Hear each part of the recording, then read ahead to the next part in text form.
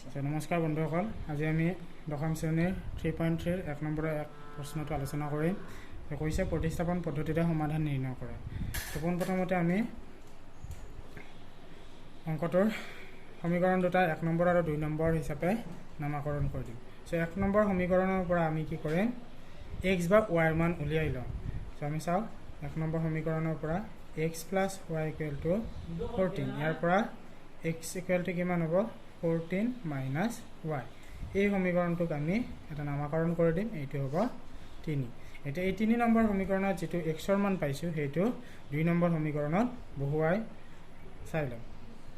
2 number সমীকৰণত আমি যদি x ৰ মান বহুৱাই দিওঁ তেতিয়াহ'লে 2 নম্বৰ সমীকৰণটো আছিল x minus y equal to 4, তাত x ৰ ঠাইত 14 minus y বহুৱাই দিলো।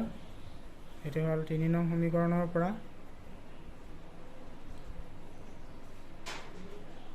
তেতিয়াহ'লে 14 minus y মিলি হ'ব minus 2y।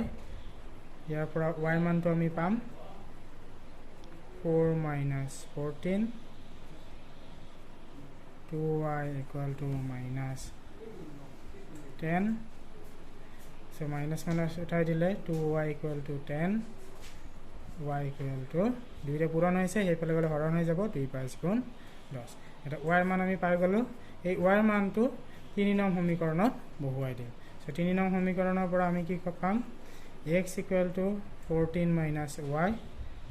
y ঠাইত আমি বহুৱাম 5 হ'লে কি হ'ব 9। therefore x equal to 9, y equal to 5। এইটোৱে হ'ল উলিয়াবলগীয়া সমাধান।